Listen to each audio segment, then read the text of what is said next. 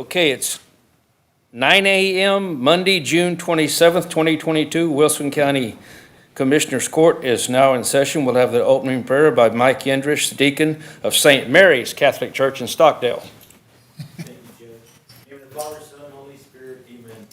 Heavenly Father, we give you thanks for this beautiful morning, a beautiful morning of hope. We hope for lots of things, eternal life. We hope for rain. And we hope that the Holy Spirit will fill this court's hearts so that they can make the decisions and the business of the county that is pleasing to you. We ask you to guide them, comfort them, and give them peace. And for everybody gathered here today, we ask a special blessing on each one of us. In the name of the Father, Son, and Holy Spirit. Amen. Amen. I pledge allegiance to the flag of the United States of America and to the republic for which it stands, one nation, under God, indivisible, with liberty and justice for all. Honor the Texas flag. I pledge allegiance to thee, Texas, one state, under God, one and indivisible. Thank you, Mike. Appreciate it. You too. Yeah, I thanks. hope it rains on you. If it does, turn around and come back this way, let it chase you around the county. Okay, for the record, Commissioner Precinct 3, Jeffrey Perdola is absent. Okay, and we're moving to agenda item number 3, public comments. We have none at this time, Judge. Okay. And agenda item number 4, certificates of completion and awards. I have none. We have one big one here.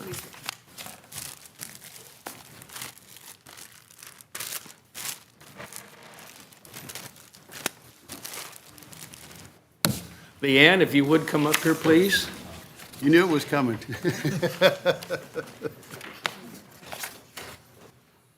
Get up here with all the commissioners. Wish we had Jeffrey here, but he's not. Okay. County of Wilson, State of Texas, presented to Leanne Hoshak in recognition of your many years of service to Wilson County. With much appreciation and sincere gratitude, we wish you well. June 24th, 2002 through June the 30th, 2022. Just a few days over 20 years she was with us. The second time. And she has done an excellent job. I don't know what we would do. We don't know what we're going to do. Yes.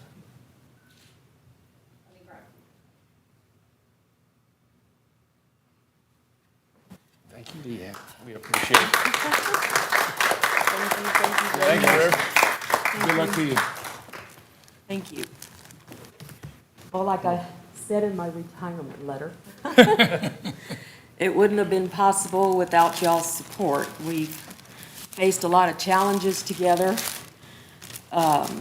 We've made a lot of good strides in managing growth and development, which would have not been possible without all of y'all's support and my staff's support and everybody else that we worked with in the county. So I appreciate it. It's been an awesome experience.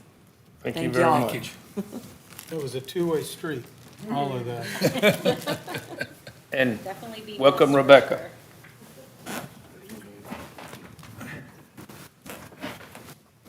served. Okay, now here we got another one here. Agenda item number 5, Richard L. Jackson County Judge Don P. Barnett, Tax Assessor Collector, discuss and take action to adopt split payment of property taxes pursuant to Section 31.03 of the Texas Property Code. Don. Good morning. I would like for y'all to consider adopting the split payment option for taxpayers to be able to pay they'd have to pay their first half of property taxes by November 30th, and then the second half by June 30th without penalties and interest. We currently offer the discounts, the 3% in October, November's 2, December's 1. And I feel, and we also do the quarterly payments for the over 65 disabled and homestead. They have to have the homestead and the other one. They pay the first quarter in January, second one in March, third one in May, and the fourth one in July. But to the taxpayers that do not have those exemptions, this split payment would be an additional option for them to pay in 2 different payments without incurring penalties and interest. What about the discount? So if they choose the split payment option, they do not get the discount. Okay.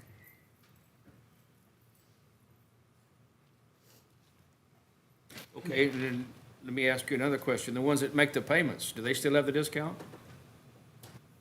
Yes, if they pay their taxes in full in October, November, December, yes, Yes. they still get the discount. Well, I meant, no, but I'm talking about the quarter Oh, the payments. quarterly? Oh, the quarterly? Yes. No, the quarterlies do not get a discount. So if you don't They pay your just- taxes up front, or at least by December, or January 31st, you don't get the discount? So no, they don't get the discount at all. Quarterly payments do not get Okay. discounts. They just have the option of doing 4 payments without penalty and interest. Okay, well, I guess I said January 31st is December 31st. Yeah, for the one-time. Before you get For the a, one-time payment, yeah, right? for the one-time So payment if discount. if somebody chooses the split option, they do not get the discount, but they do have to pay their first payment by November 30th, and then the second payment by June 30th. And December the 31st would hold for the overall discount if you pay all your taxes Yes, if you, a payment in full, yes. by December. Well, January 31st is the deadline to pay without penalties and interest. Oh, okay. I thought it was December. No, December still allows the discount. Just out of curiosity, would you know how many people do take the payment plans? Quarterlies, currently, I think we've got probably about 500 that do quarterlies. My office has also started sending, and the reason I know that number is because we've started sending out reminders for the second, third, and fourth quarters to everybody that's doing quarterly payments. I really don't know the number that would affect with split payments. I just feel as though right now, with the way things are, you know, people are ruffled with their appraisals. And of course, everything, you know, comes back to the property taxes, the amounts they have to pay. I feel that this would be a good option for them, or it would give them another option, without being charged the penalties and interest. Okay, next question. This is for county, not school. Are Um, any of the other ones, or is it all? If y'all choose to adopt it, it would be for all of the taxing entities. Okay, so if we adopted it's for It's for all of them. Floresville, Livonia, Yes. Stockdale, and Poth, they'll be getting, All okay, of the schools, Do the- all of the cities, all of the ESDs, yes. okay. Are they all aware of this? Yes, they are. Okay. I'm good with it. It wouldn't affect the budget? The only question I would have is, what happens if they don't make that second payment by June 30th? Then they get charged penalties and interest. Okay. Maybe this was asked earlier. I'm curious, what percentage of the total taxpayers pay before January the 31st and get a discount? You know, I've never run the numbers. I was for just that. curious. I mean, there's a lot of our citizens that take the October discount. Most of our mortgage companies do Yeah. the October discount, so. I would imagine it's probably pretty high, seeing that our revenue is higher in the months of October, November, and December. And especially if you think we only have about 500 on the quarter plan, that would tell me that. the Most other of them. factors are having- You're already about 90% by Yeah. January. So, Yeah. Your tax office gets you to, at the end of June, they're already at 95, 96%. That's when the law firm takes over and gets you as close to 100%, so. What collection rate do we, 95 95? is what we budget for, and I think Okay. we're, So we're We're not just a far little- off after, no. okay. Judge, I'll make a motion that we take action on adopting a split payment for property tax pursuant to Section 31.03 of the Texas Property Tax Code. Second. Motion by Commissioner Wiley, second by Commissioner Martin, that we accept the split payment property taxes. Instead of having to go through all that, does anybody have any more discussion? All in favor? Aye. Any opposed? Motion carries, so. Okay, now we can see what happens. Okay, moving to agenda item number 6, Jeffrey Perdola, Commissioner Precinct 3, discuss and take possible action to bring Precinct 3 building up to ADA specs. And I'm going to turn this over to Commissioner Martin. We went and looked at it the other day, and Yeah, and there's some, I guess some minor modifications that need to be made outside the building to make it ADA compliant and to put a ADA parking space in there. And I spoke with the architect that we're using for the Emergency Operations Center, and the next time he comes down for a meeting, I'm gonna take him over there and see what they can do to help us. And it should be a minimal effort on their part. And since the work is under $50,000, it would not need to go to TDLR for review and approval. But we want to make sure we get the design done right and everything, so I'll work with him on that. So today, there's no action because we're not going to spend any money at this point. I don't know what it'll cost us or anything yet, so. do we need to take some kind of action to move forward? No, because it's really under 50. Well, we just don't, It's going to be under 50,000. It's not going to be anywhere close Yeah, to that. yeah, It surprised me if it even got anywhere close to 20,000. yeah. depending on cost, I mean, I wouldn't be able to tell you where it would come from until we know what the cost is, so. So we do have it in, We have some monies, yeah, we have Okay. money budgeted in certain areas that we could use depending on the cost, so.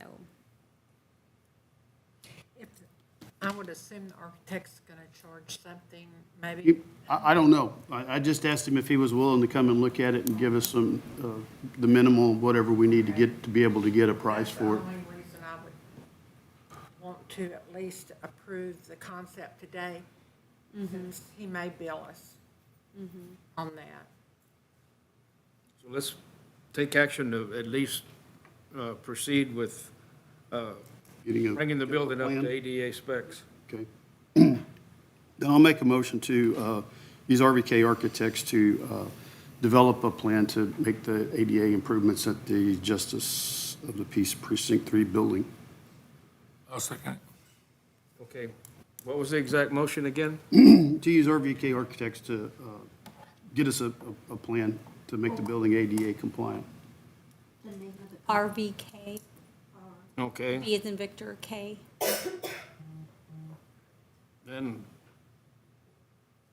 okay, we just get the specs of This'll the be- plan. yeah, Should this- we yeah, this'll be proceed a- with Yeah. The construction? Drawing, and then we'll get some prices and, yeah, just like any other project. Okay, so the motion is to go with RVK Architects and to proceed with bringing the building up to compliance, correct? Yes, sir. Okay, any more discussion? All in favor? Aye. Any opposed? Motion carries. Okay. Moving to agenda item number 7, Richard L. Jackson County Judge, discuss and take action on appointing Donna Reyes to the Atascosa Area Rural Public Defender's Office Board for the at-large position. Okay, we appointed myself and Gary Martin last time, and this is going to be an at-large position that covers all 4 counties that are part of this Atascosa Area Rural Public Defender's Office. And so Judge Reyes agreed that she would take, if everybody appointed her, that she would take the position. And I think she would be a good fit, and Judge Hurley recommends her highly. So I'm assuming the other counties are gonna, Yeah, River too. they haven't met. I mean, as a matter of fact, Carnes is not meeting until whatever the 30th is. And Frio meets today, so Frio's doing what we're doing today. Atascosa's already done it. well, I'll make a motion to approve appointing Donna Reyes to the Atascosa Area Rural Public Defender's Office for the at-large position. I'll second it. Motion by Commissioner Martin, second by Commissioner Wiley. We appoint Donna Reyes to the Atascosa Area Rural Public Defender's Office Board. Is there any more discussion? All in favor? Aye. Any opposed? Motion carries. So we've got that part of it done. Okay, moving along. Agenda item 8, Richard L. Jackson County Judge, Brenda L. Trevino County Auditor. discuss and possible action on approving a renewal contract with Southern Health Partners to provide services in the county jail. And I think this is Brenda and the sheriff. Yes, it's the sheriff. He can probably speak more to it on the changes that he had them do. I'll just give you an overview briefly of what I noted in terms of the financial impact. And then I'll turn it over to the sheriff because it's like 7 pages of different stuff that he felt was best needed. But the biggest change, I guess you could say, is our current contract. It's a little over $200,000 a year. We pay $18,938.12 per month, and that's for serving a population of 125 inmates. And anything over and beyond that, we pay a daily per diem per inmate rate, which adds to this $18,000. So, Sheriff, correct me if I'm wrong. What I believe the sheriff did is he increased the population rate to 150 inmates so that we don't get that added charge, but he reduced the number of hours that the nursing staff will be on site. So it actually was a cost savings to the county. And so our annual rate now is going to be,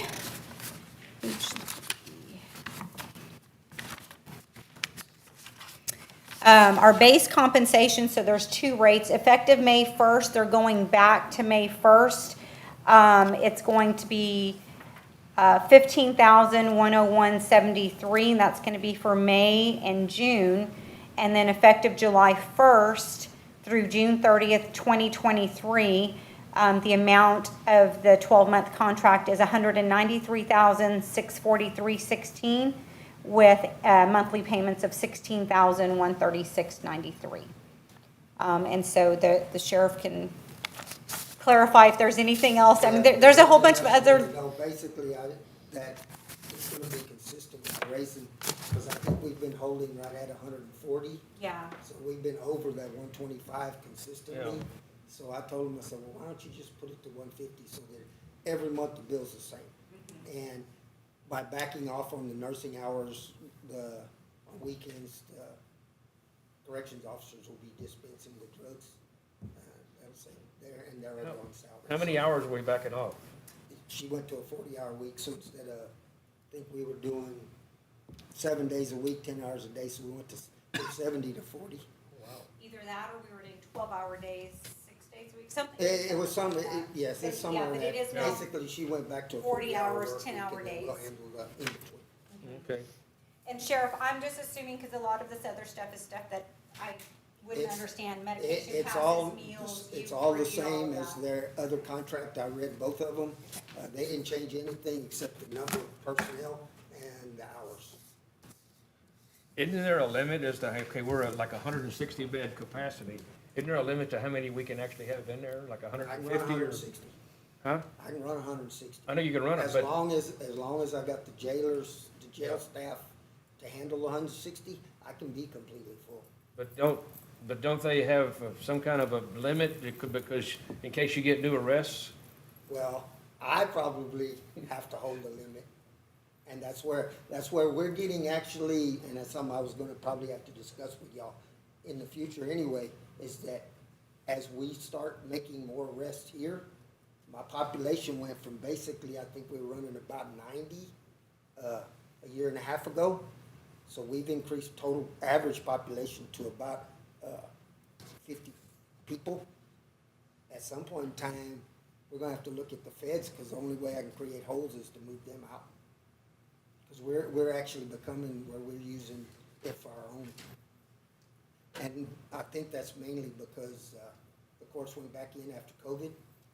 So the population, they've been working to catch up.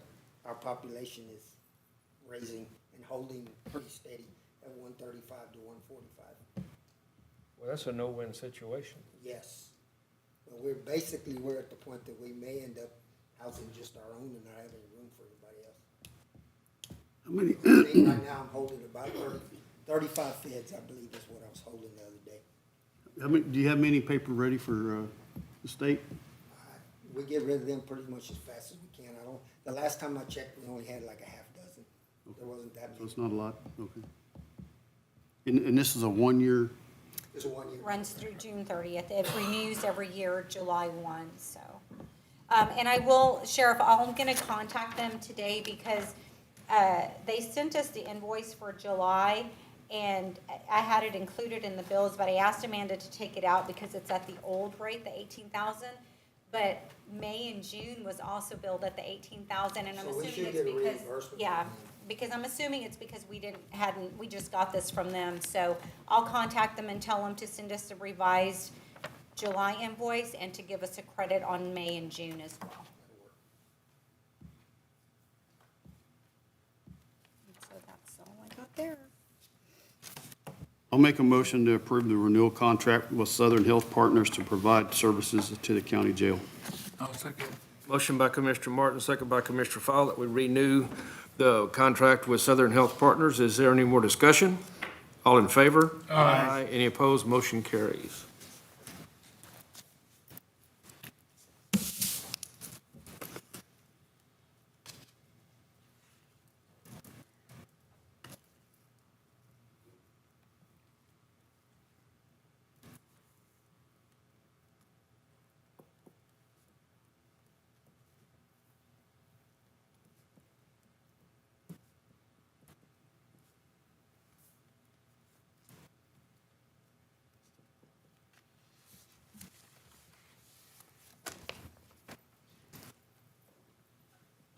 Okay, got that done. So now we're moving to agenda item number 9, Paul Fowle, Commissioner, Precinct 2, Jalen Bodiford, Human Resource General Specialist. Discuss and take action on awarding RFP for health and welfare insurance. Okay, So as y'all are aware, we opened bids last Commissioner's Court for our health insurance. The insurance committee met last Wednesday after Kristen did a fantastic job of doing bid tabulations, so we were all on the same page. And after reviewing all of the bids that came in, Aetna was our best bidder for the county. We're looking at a $2,000 deductible on a PPO plan. The premium will be $654 per employee. Currently, the county has Blue Cross Blue Shield that has an HMO plan at $726.40 per month. The cost savings to the county will be roughly $155,000 this year. on each individual premium, how much is that? On each individual premium, it's roughly $70 per employee per month. Wow.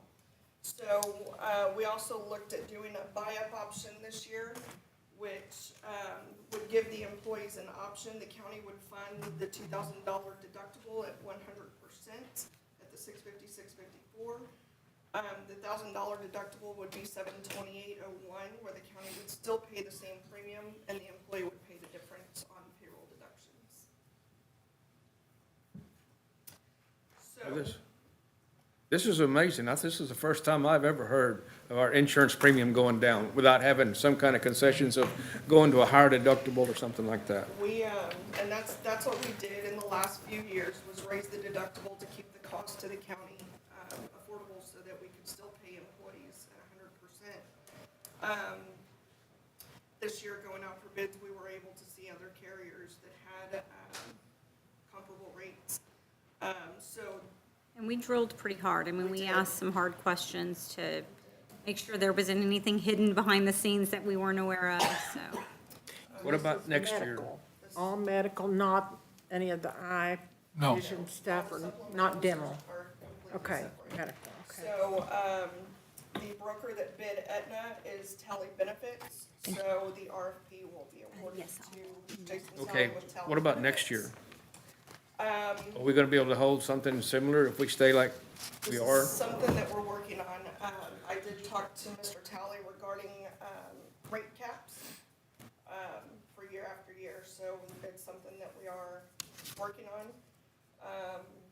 Even at a 9%, I calculated what a 9% increase would be, which is usually, annual increase is usually between 6 to 9%. Even at a 9% increase on the Aetna rates would be less expensive for the county than what we're paying right now. And Mr. Tally is here if anybody has any questions. Okay, well, that What if we have low claims and all of this, like, Yeah, I mean, if we have low claims, we're able to negotiate with the insurance companies to keep it as low as we can. I wouldn't think it'd go any lower, but I don't see a big increase if we keep the claim down. I hope It never not. gets cheaper. This is amazing. I remember, I was fixing to Yeah, there's some years. Brenda, because I remember Tom Dupnick, when he was here, he was tickled to death because we were going, it's only going to go up 8%. It's going up 8%. I was, For years, it's gone. yes, it has. It's gone the wrong way. And we were fortunate I that- appreciate that it's going down. Yeah, and we were Or fortunate that change. we were able to bring our, because our current deductible is 2,500. We were able to bring it down to 2,000 even, and we decided as a committee that it would be best to leave it at the 2,000.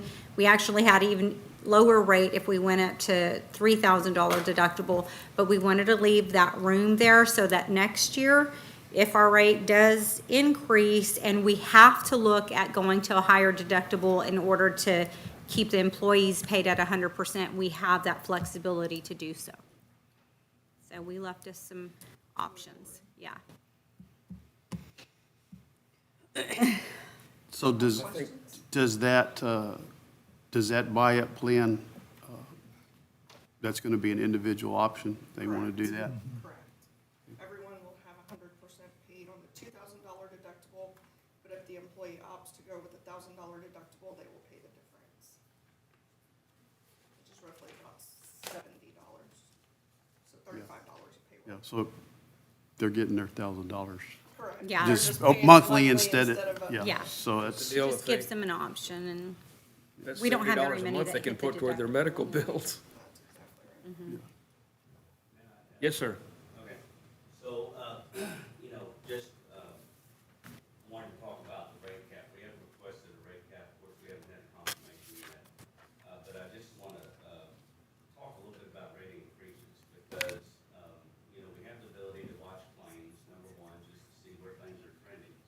When we see that things are trending up, then definitely we'll communicate that to Jaylen and staff, just to make sure Commissioner's Court is well aware of that.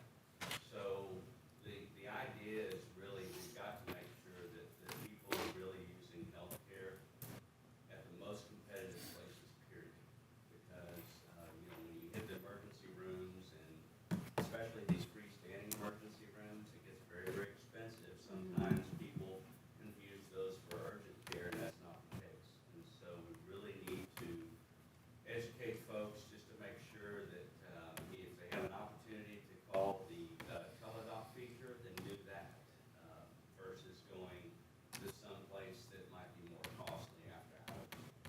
Naturally, getting to your primary care physician is the first place to go, just to keep your costs down. Unfortunately, medical costs trend up regardless of what the claims are at the county, right? Because you go to the doctor next year, it's probably gonna be a little higher than it was the previous year. So there's always some sort of trend increase that's there. If rates are really good, or if claims are really good, we can sometimes negotiate a pass.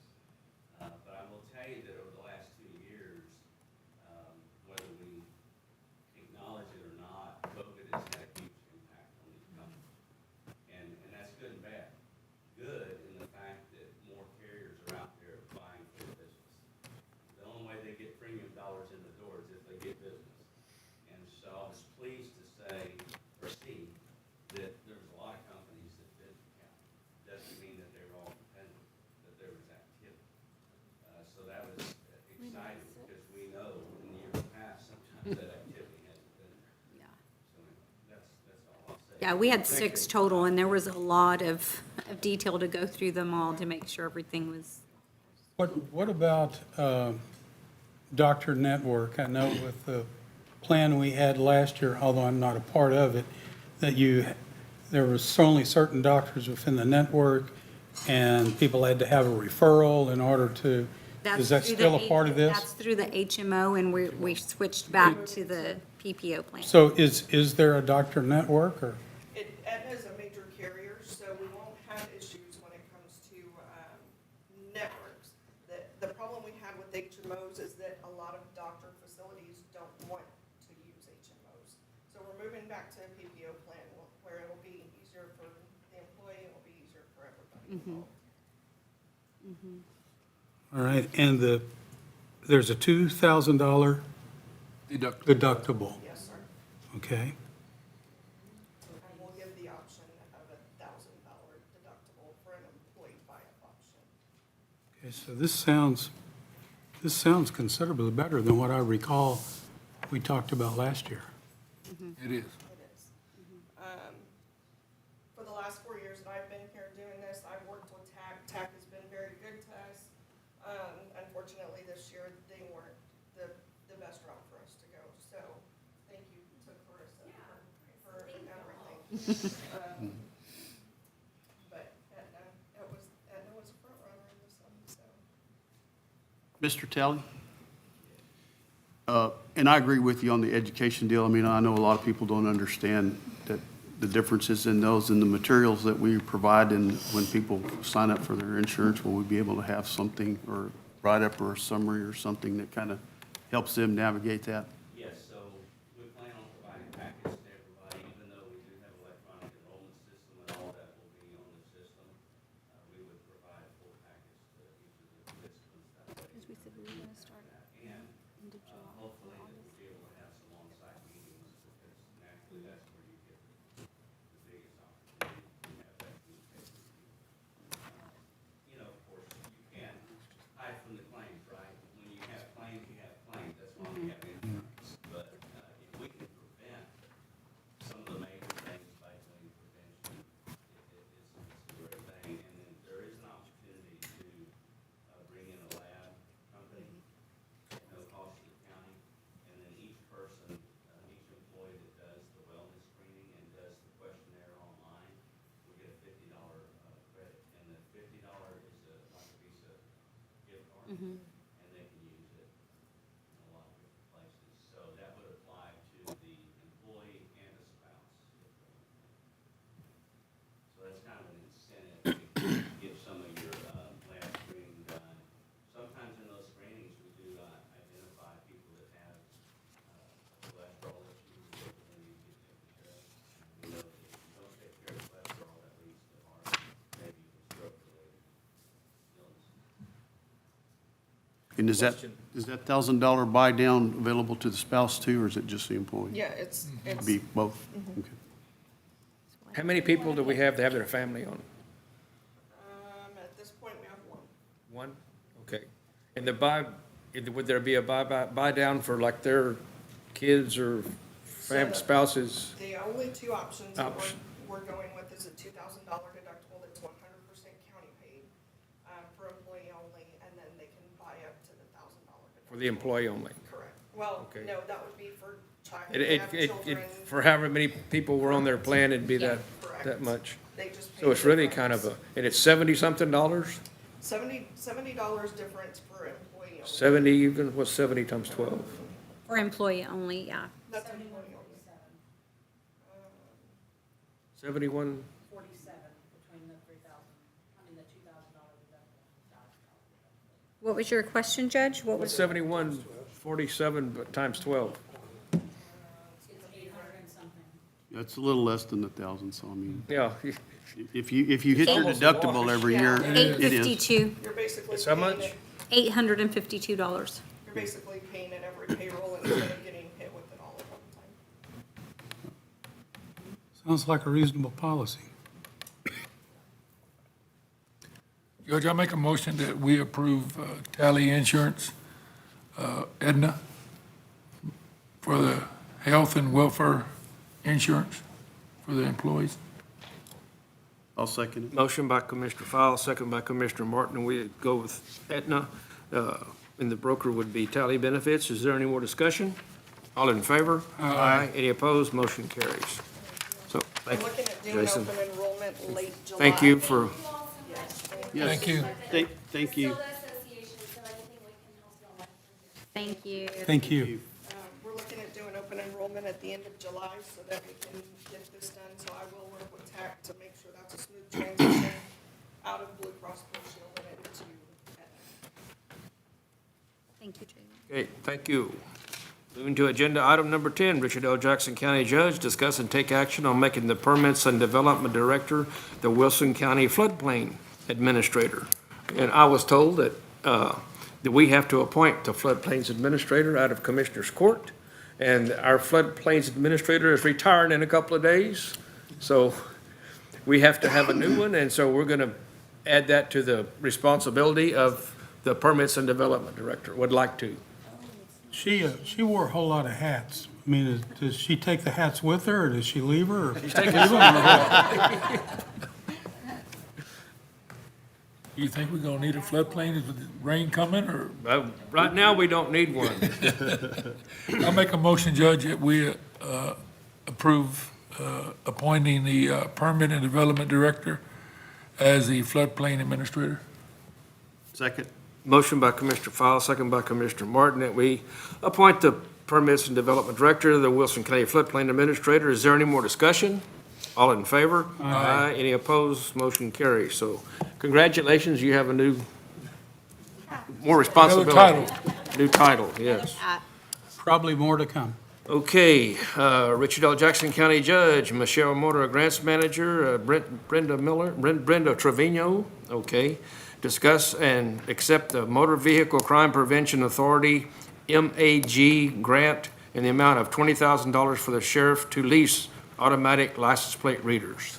Yes, so I have the resolution, so I'll go ahead and read it. It's the resolution of acceptance of the Motor Vehicle Crime Prevention Auxiliary Grant in the amount of $20,000. Whereas Wilson County, hereinafter referred to as grantee, has heretofore submitted a grant application in response to the request for application issued on March 2nd, 2022 to the Motor Vehicle Crime Prevention Authority, State of Texas, MAG Grant Award for an automatic license plate reader system to lease or buy, and further identified by grant number 608-22-2470000. And whereas the Motor Vehicle Crime Prevention Authority has approved the grant application as evidenced by this fiscal year 22 Statement of Grant Award and certain special requirements for from the Motor Vehicle Crime Prevention Authority dated June 14, 2022. Whereas the grantee desires to accept the FY22 grant award and use of all funds for purposes and in compliance with the following requirements that are adopted in their entirety by reference: the Texas Transportation Code, Chapter 1006, the Texas Administrative Code, Title 43, Part 3, Chapter 57, the Texas Grant Management Standards as promulgated by the Texas Comptroller of Public Accounts, including Texas GMS standard assurances by local governments and standards for financial and program management. The MVCPA request for applications issued on May 3rd, 2021, the current Motor Vehicle Crime Prevention Authority Grant Administrative Manual and forms, and subsequently adopted grantee instruction manuals and forms, the final adopted application attached to the Statement of Grant Award, and the approved grant budget summary. The budget category is the automatic license plate reader to buy or lease. The expenditures covered by the grant are $20,000. The cash match by the county is $4,000 for a total of expenditures not to exceed $24,000. If we do a lease, it requires good faith commitment by the grantee to lease the system for 1 year beyond the grant funded period.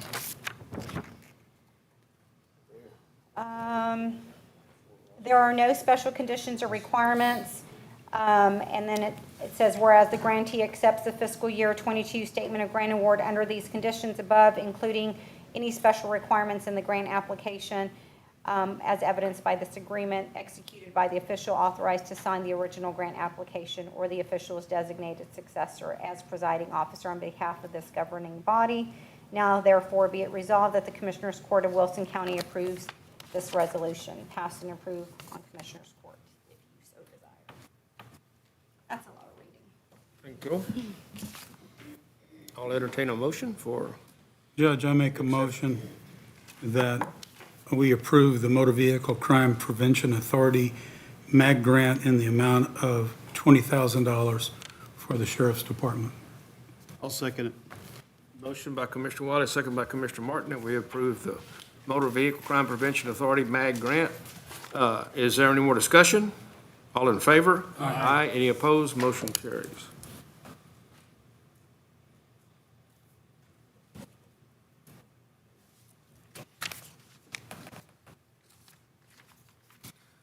Okay, moving to agenda item 12. Oh my gosh, we got the treasurer in the office. Okay, Christina Moots, interim county treasurer. The financial report.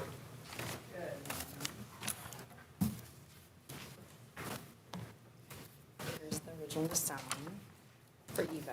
And a Okay. copy for you. Thank you. We have money or are we broke? That's a little bit, just A little bit? Thank you, ma'am. a little bit both. No. We're doing well. Rates are going up, so the interest is not as low as it used to be. You'll definitely see that on our investments.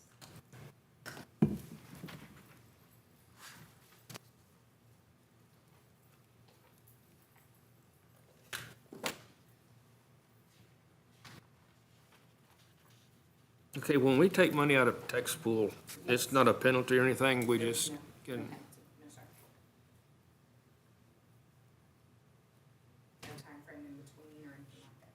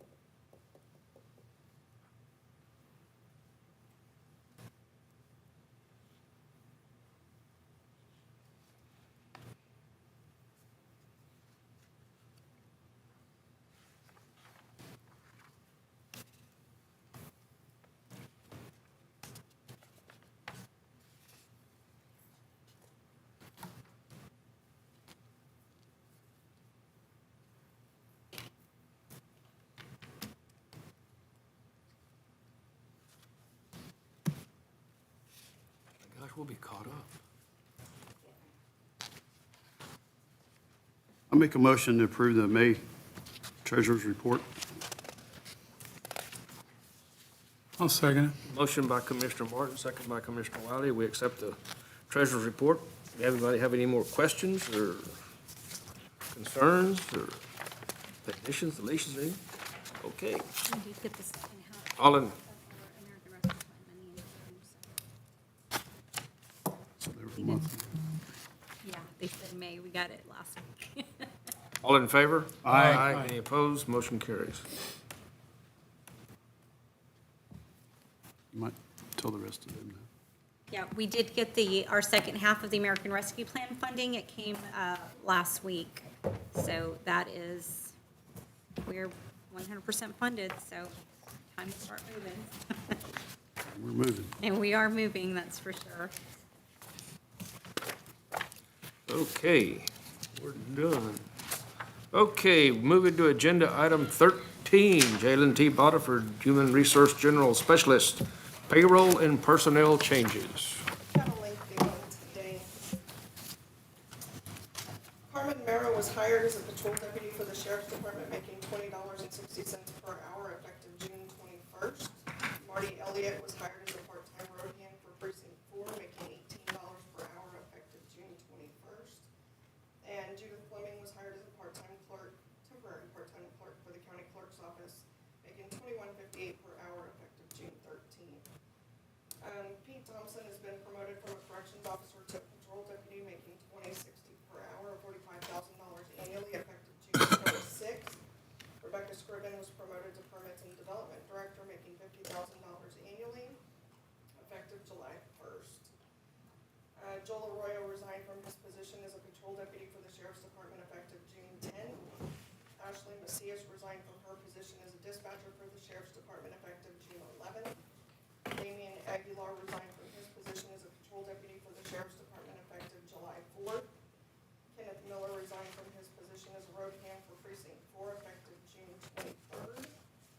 Michelle Water was terminated from her position as a grants administrator effective today, June 27th. Richard Nichols, I'm gonna say resigned and retired from his position as a patrol deputy for the Sheriff's Department effective June 14th after 23 years of service. And Leanne Hoshak is retiring from her position as the Emergency Management Coordinator effective June 30th, 2022, with 20 years of service. Where's Kenny going?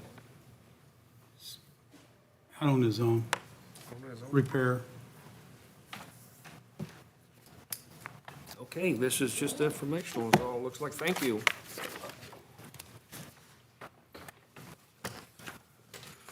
Okay, agenda item 14, Brenda L. Trevino, County Auditor, bills. Yes, so I've got $215,009.91 for you. Nothing out of the ordinary. Sheriff, I did pull the Southern Health Partners invoice off of this report so that we can get the revised one. So I'll call and get it corrected.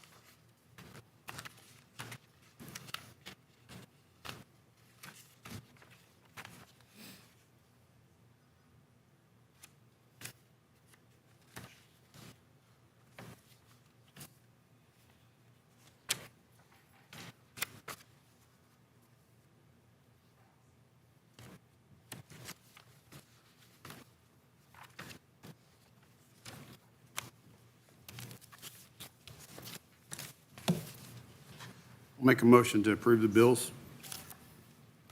I'll second it. Motion by Commissioner Martin, second by Commissioner Wiley. We approve the bills. Are there any more questions, changes, additions, deletions, anything like that? All in favor? Aye. Any opposed? Motion carries. So,